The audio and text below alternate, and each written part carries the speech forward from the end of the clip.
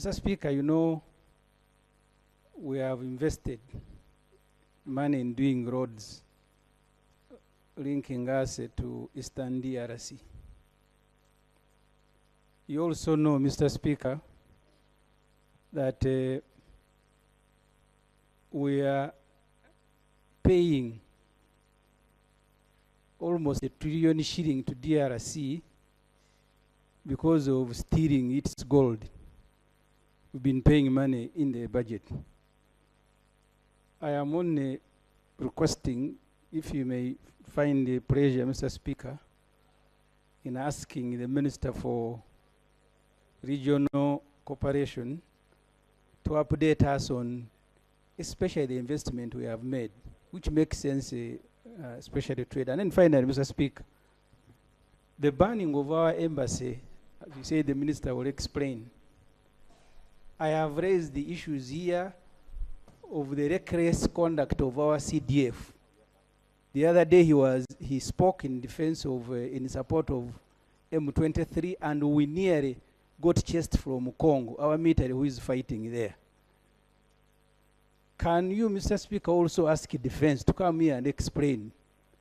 Because these things were bound to happen. When you're talking about it, some MPs thought we were joking. The way he was mocking Congo. The reckless nature of the CDF, the trouble that it has started causing Uganda, because that banning of our embassy is partly because of his tongue. Can you, Mr. Speaker, procedurally ask defense to come here and explain if now they have contained his tongue? Because sooner than later you'll have a problem either with Khartoum, with Ethiopia, the other it was Kenya, now they are banning our embassies our embassy in Congo. Yeah, thank you. Thank you. Yeah, thank you, Mr. Speaker. I would like to confirm that position, that any member of the public that would like to support Dr. Besigye is free as long as the food goes through those three. Okay.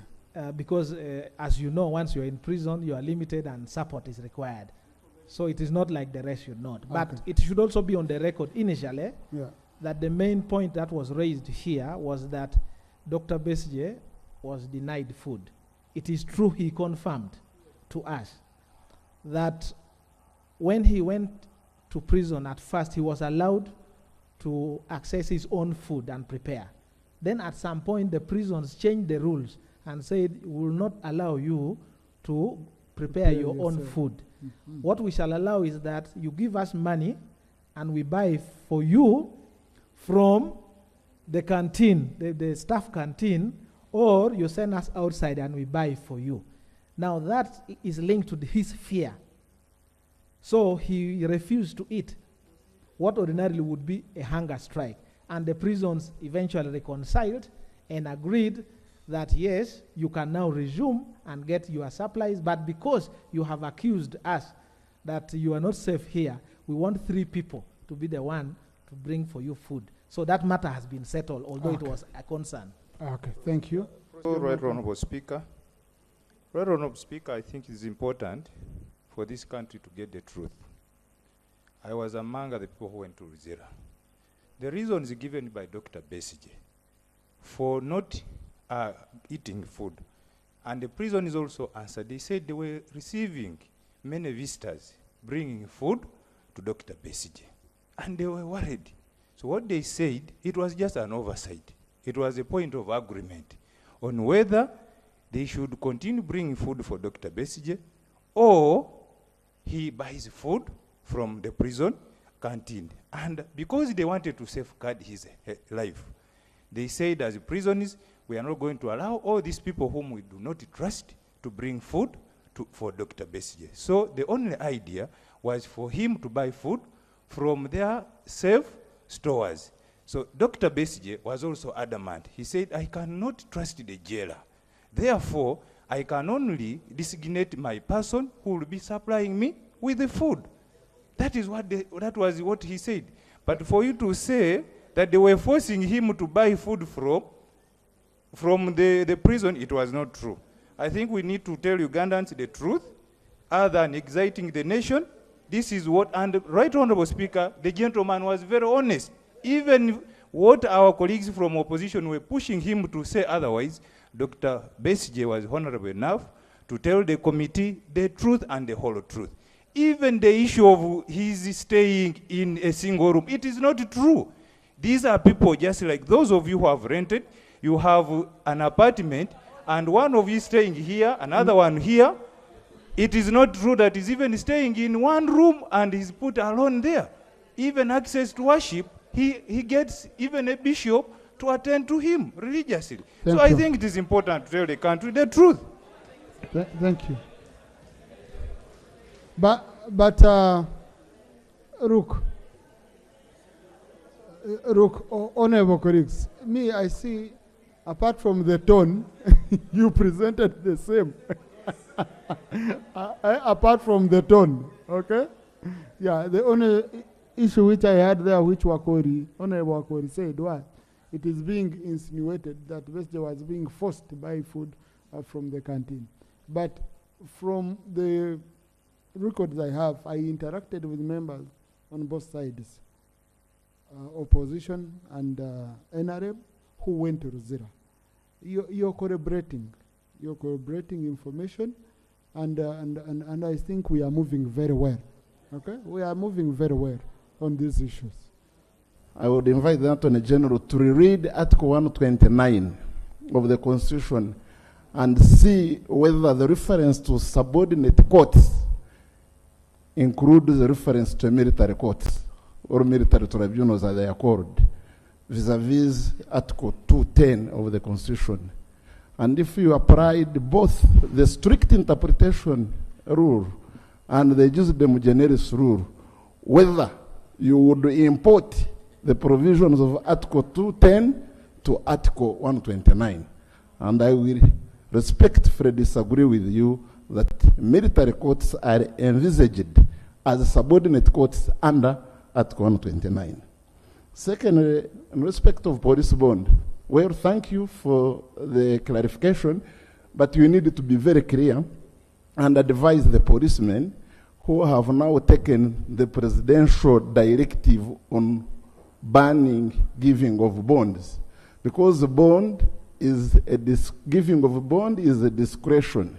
It's a discretion on the police, and you know the time, the constitutional time frame of bringing suspects to courts, the weaknesses in investigations and the like. So you must be very clear that yes, if you are to deny a person bond, make sure that you produce that person in the court within 48 hours.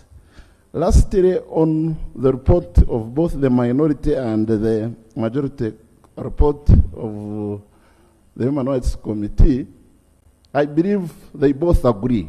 But essentially they both agree, but there are two areas. One, the idea of solitary confinement of a prisoner, especially who is on remand, because solitary confinement is literally a punishment. It is actually serving a sentence. So the solitary confinement of a prisoner on remand, to me, is illegal. It amounts to torture and must be condemned. And the prison officers must be cautioned and told in an explicit terms they should not be confining a prisoner who is on remand to solitary confinement. Two, and lastly, wrong pre-trial remands. Mr. Speaker, we have allocated substantial monies to the judiciary. And actually the judiciary has over-decentralized. I even pity some of the recruited judicial officers who have been posted to sub-counties without any facilities. But unfortunately, the office of the DPP, which deals with people in the prisons, has not been given matching resources to recruit staff. And this is an area that the Attorney General and the Minister of Finance should take it upon themselves. Either we halt the further expansion of the judiciary until we match the human resources, the office of the DPP, or do away with the judiciary in some of the areas. Because part of the explanation why we have prisoners on remand for these long periods is largely because the office of the DPP is not as facilitated as the judiciary. But we also need to caution the judiciary.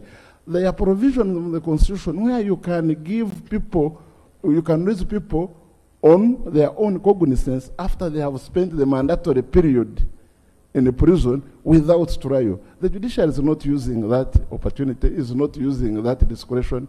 We really need to cut down the numbers of prisoners on remand in a prison who have not been tried. Person being in a prison for 28 years, honestly, and then you sentence him after? No. We need something to be done, Mr. Speaker, sir. But by the way, on that issue, I forgot. I don't know. Well, the presiding officer had already pronounced that the Attorney General responds. But I think these are some of the issues which the committee should go and look at. For example, someone in prison for 28 years on remand,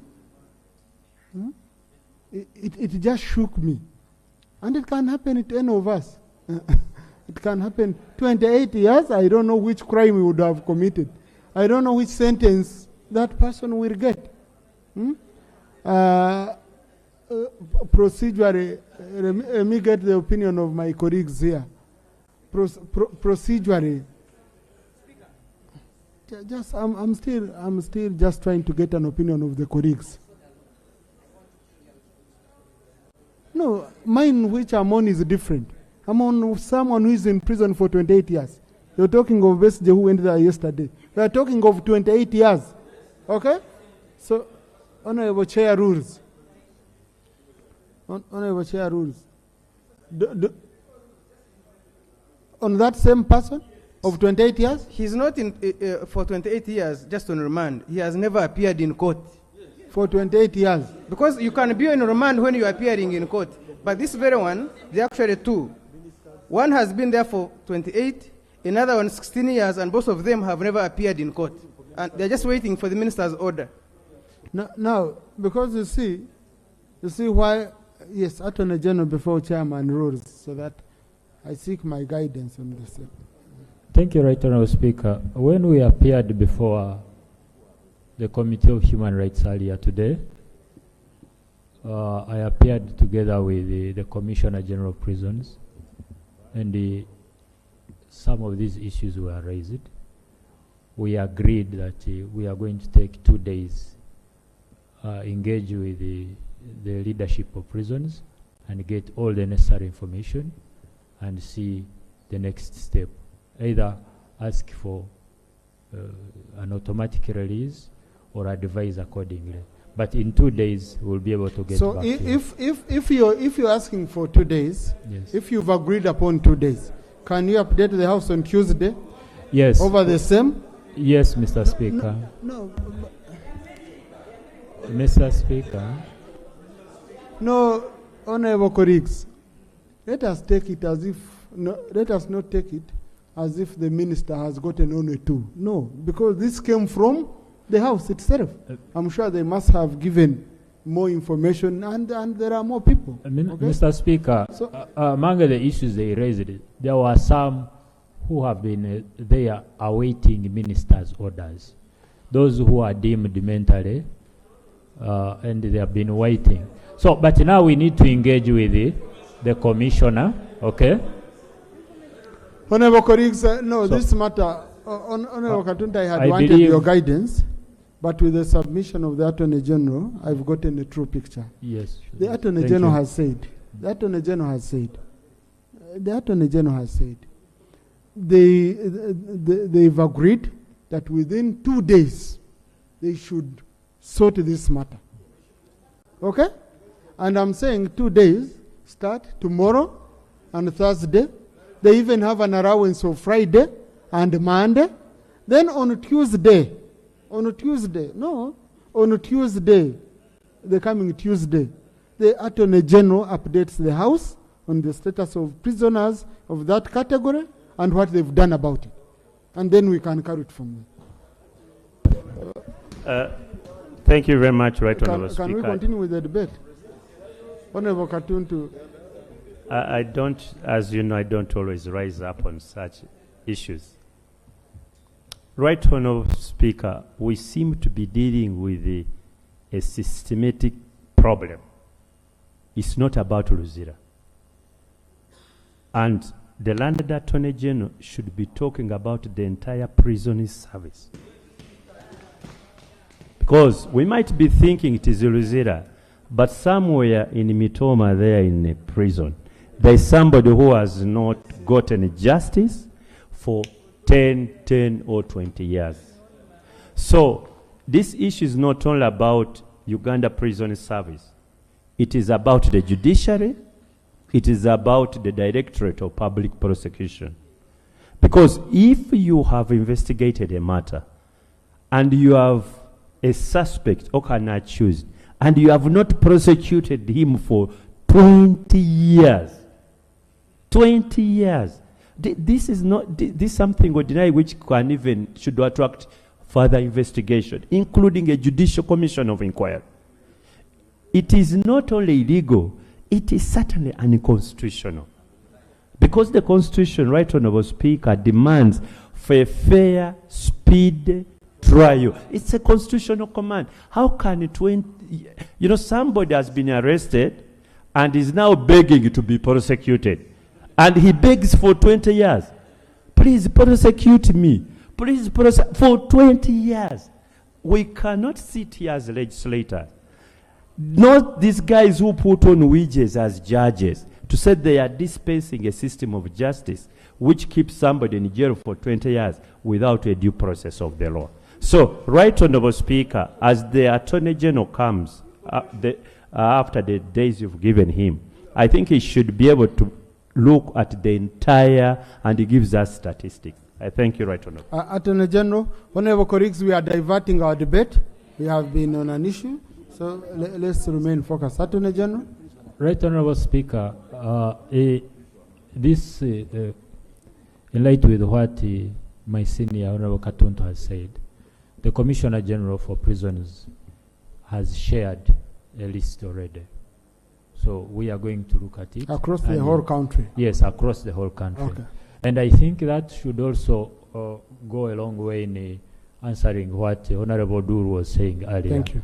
We will report back on Tuesday. Thank you. Thank you. But Honorable Attorney General, as we report back, someone slept on a job, and which resulted into very serious and bad consequences.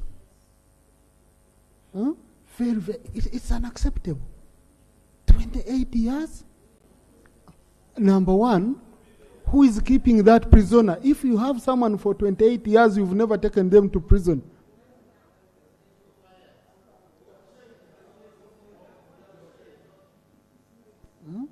So, I think it shouldn't stop on you looking at these prisoners, and anyway, you're going to report, but you should be looking at really taking action on those officers and probably compensating these people. 28 years, someone has never been to court. Oh my. Some of the things, they appear like stories in novels and action movies. But let us not be diverted, honorable colleagues. Let us refocus. We go back to where we were. Honorable Ward, Betty.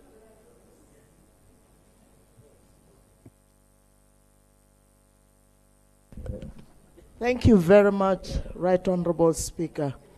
And I would like to thank the Committee of Human Rights and also the Attorney General for the report and the statement. At least it is opening our eyes on what is happening in prisons. Today is doctor, tomorrow is somebody else.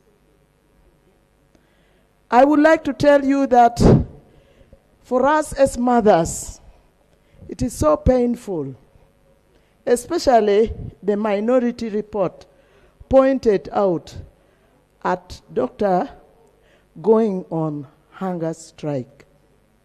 Is very, very painful.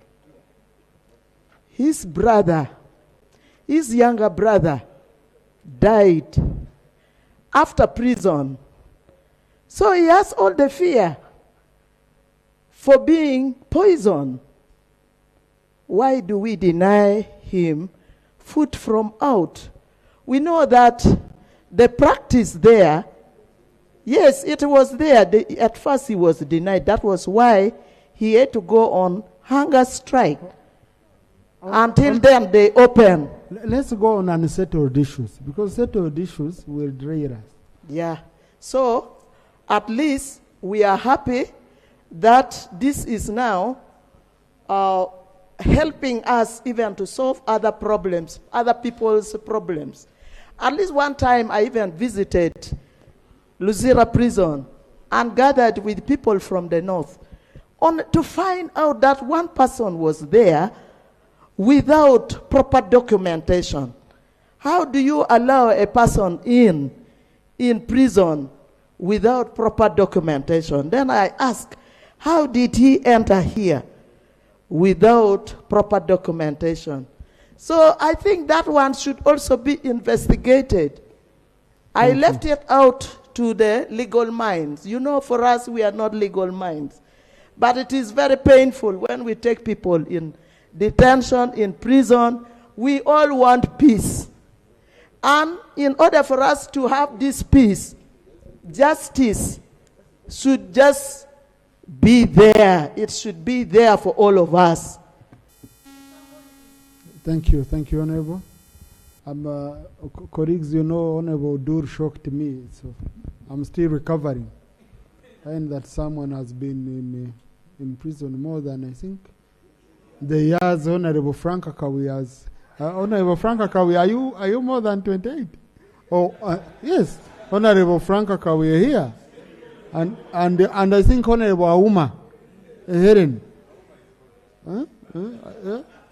And Honorable, you know, it's really shocking. To me, they visit to the prisoners. But then I will ask you, Chairman, also. You have been giving us a report every year on status of prison. How come you had never seen this? How? Parliament has been here for the last over 28 years. Thank you very much, Right Honorable. Right Honorable, the record will bail me out. We have constantly raised in our reports the questions of long pre-trial detention. It's on record. This House has made resolutions in respect of this matter. You see, Chairman, why I'm asking how you present. For example, Honorable Dur has made it very easy for me, and by shocking me, that someone for 28 years. I don't think even Attorney General would hear that someone has been in prison for 28 years, and it goes on as business as usual. But when we do generic reports, okay? Right Honorable, I am not in the habit of authoring generic reports. Yeah. I am a slave of detail. In all our reports, we have indicated to this House, naming persons, giving the dates on which they were arrested. Biamukama Alifred, arrested on 12th March 1997. The case, murder, mental issue, schizophrenia, the court circuit, Mbarara. If you calculate from 1997 to current date, it gives you 26 years. We have named the specific prisoners. But, Right Honorable Speaker, you were talking about sleeping on the job. Even the Commissioner General of Prisons has constantly reminded the Ministry of Justice and the Judiciary. We tasked them every 6 months to write to the Judiciary and point out the plight of these prisoners. And they have been doing that consistently. Anyway, Tuesday, let's look at this matter on Tuesday, extensively, okay? Tuesday. So, Honorable Rita, what's that? Thank you, Right Honorable Speaker. I would like to comment on two things.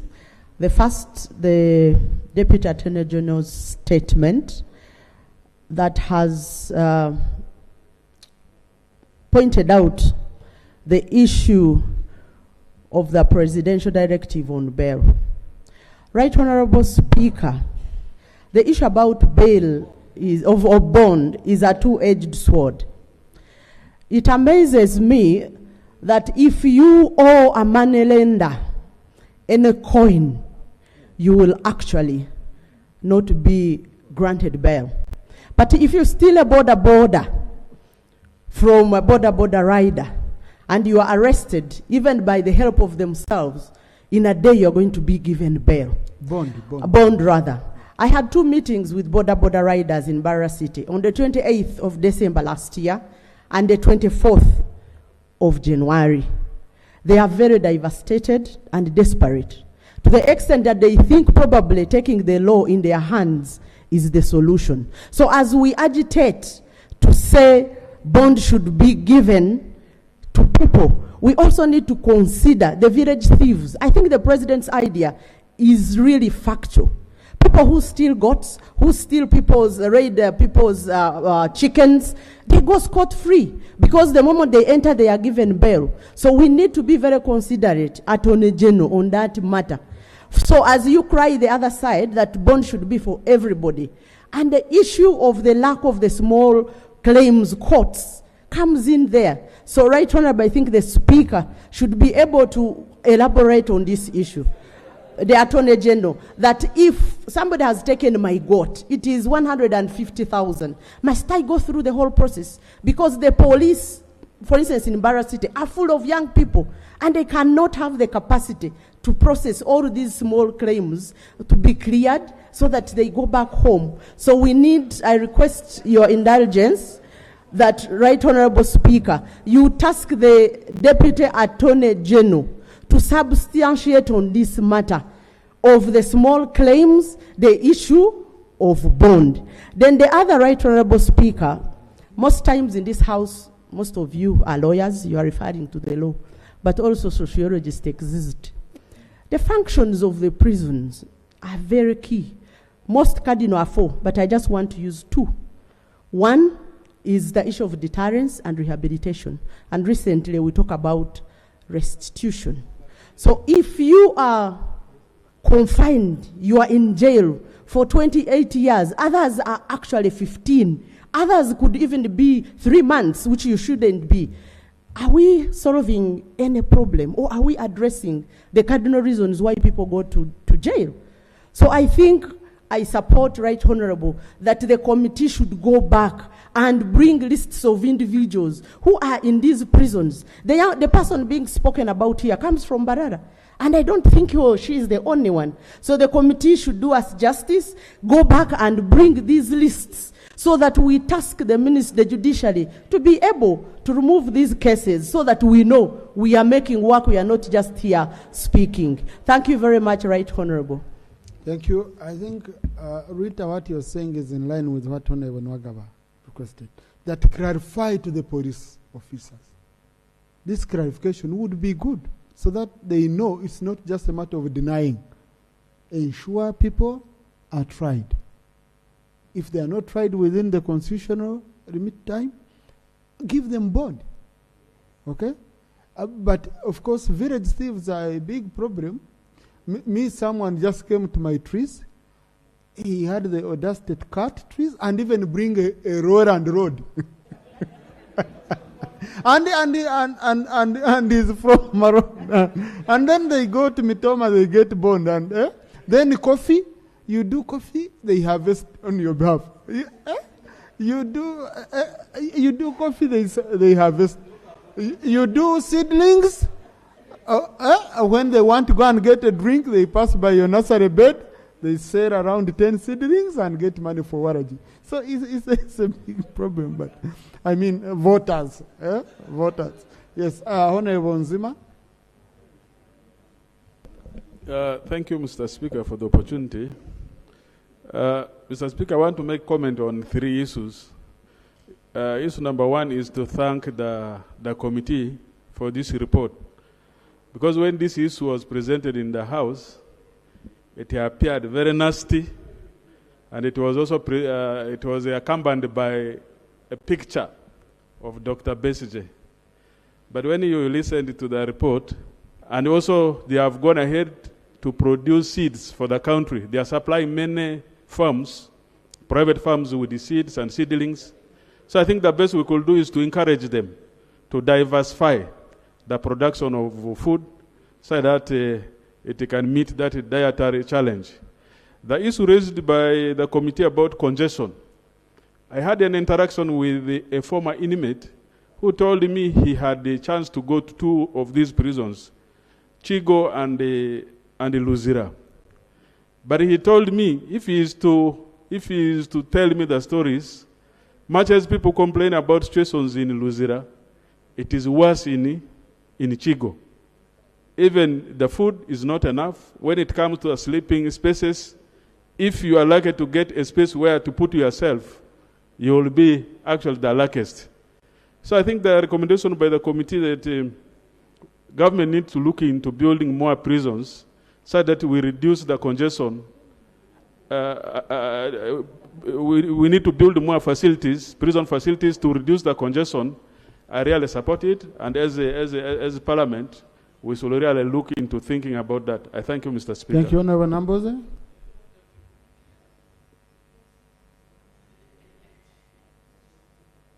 Thank you, Mr. Speaker. Mr. Speaker, I visited Luzira in my capacity as the Shadow Minister for Internal Affairs, and I had the opportunity to go inside the prison and even visit the room, the so-called room where Dr. Besigye is being held.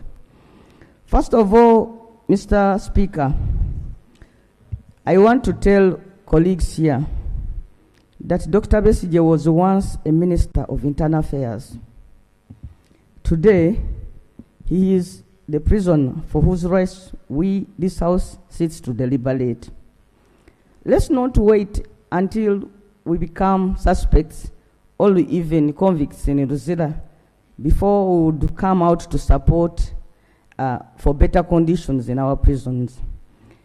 Mr. Speaker, when I visited the room where Dr. Besigye is being held, and I want to put the room in commas, it is like a hall that is only 1 meter wide. In fact, the adjacent bathroom is bigger than the sleeping cubicle. There is no window, but a single ventilator that is about 20 feet high. It's like when you are in that cubicle, it is as if you are in a hall. There's no window. And I think these are cubicles. Honourable Numbers, what is cubicle? So, sir, for the record. I'm sorry, I withdraw that. I wanted to tell you, what I wanted to express was that it is really a very tiny place.